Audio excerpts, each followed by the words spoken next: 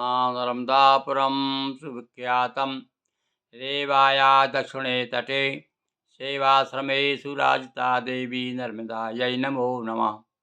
मंगलम भगवती रेवा मंगलम मंगलप्रदा मंगलम शैलस्य कन्या मंगलाये तनोसरी।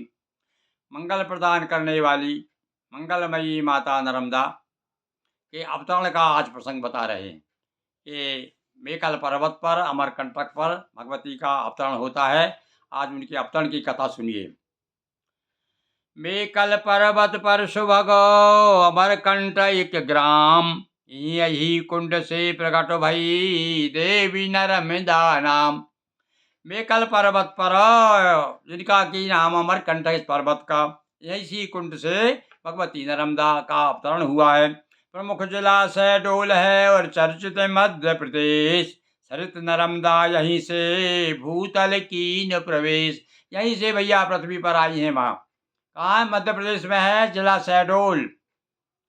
सफल हुआ मेकल आराधन, मातु चतुर्भुज रूप सुहावन।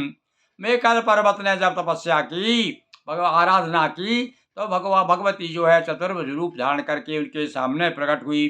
सभी की करुणा बही अपारा, हुई नर्मदा जल की धारा। ये जलधारा क्या है नर्मदा की? ये नर्मदा की जलधारा भगवान शिव की करुणा है। भगवान शिव का आप जानते हैं ना, श्वेत बहा था, उससे नर्मदा प्रकट हुई है। यह भी एक कथा है। शिव की कौर यही शंभु ने त्रिपुर जलाए, जलते खंड यही टपकाए। ज्वालेश्वर कहा ना हमने आपको, कल बताया था ज्वालेश्वर की कथा। तो वे ज्वालेश्वर कैसे हुए कि वो त्रिपुर जब जलाए थे, उसके खंड यहीं गिरे भैया जल जल करके। और ज्वाला से प्रगटी एक सरिता, ज्वाला नाम सुभग जल। यहीं से एक ज्वाला नाम की नदी भी निकली है, और इसी पर्वत से ज्वाला नाम की। और यहाँ हुआ दोनों का उद्गम, यहीं हुआ दोनों का संगम। दोनों यहीं प्रकट हुई हैं, नर्मदा भी और वो ज्वाला भी, इसलिए दोनों का संगम स्थान भी है अमरकंटक। सबसे पहले एक संगम, देखो संगम पे स्नान करने का भी बड़ा महत्व बताया गया है हमारे यहाँ। तो पहले संगम की कथा सुन लीजिए आप। अमरकंटक में ही पहला संगम है ज्वाला का और नर्मदा का। शिवजी ज्वालेश्वर बन आए, अमरकंठ का नाम बढ़ाए। और तो महिमा और बढ़ गई, भगवान भी वहाँ ज्वालेश्वर के नाम से आ गए। तो ये तो ज्वालेश्वर भगवान शिव आ गए, ज्वाला सरिता हो गई, नर्मदा हो गई, इस प्रकार से संगम हो गया।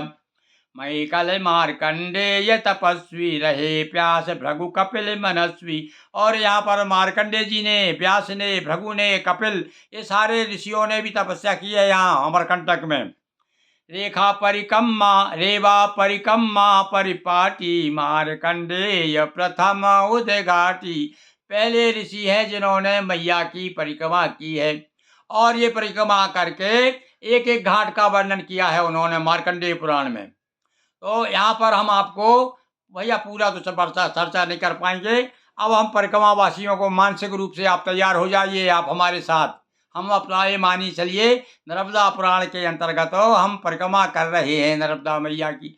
मानसिक रूप से परिक्रमा वासी कहाँ कहाँ रुकेंगे, किस और कौन से घाट की महिमा का वर्णन करेंगे, तो वो हम आपको अब रोज सुनाया करेंगे। तो आज तो भैया परिक्रमा के मार्ग में पग पग तीर्थ अनेक।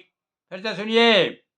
परिक्रमा के मार्ग में पग पग तीर्थ अनेक। अनेक तीर्थ है, हर पग पे ऐसा कोई पग नहीं है जहाँ पर तीर्थ ना हो।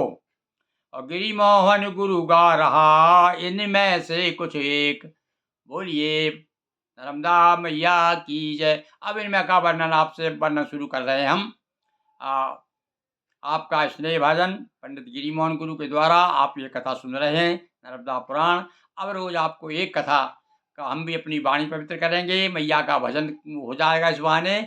और आप भी देखिए कि किस प्रकार से कुछ तो ऐसी कथाएं मैंने एकत्रित की है, केवल रेवाखंड की ही नहीं है ये केवल स्कंद पुराण की ही नहीं है, बल्कि अन्य चाहे वायु पुराण, पद्म पुराण, वशिष्ठ संहिता आदि आदि पुराणों की कुछ वो अलग अलग जो मुझे रुचि, जो भगवती जैसी मुझे प्रेरणा दी, उस प्रकार से मैंने ये कथाएं तैयार की है। तो रोज अब आपको हम एक कथा सुना रहे हैं। आज हमने आपको ये कथा सुनाई। अब कल जो है आपको मधुपुरी की कथा सुनाएंगे। देखिए मधुपुरी की कथा क्या आती है। बोलिए नर्मदा मैया की जय, उमापति महादेव की जय, हर हर महादेव शंभो।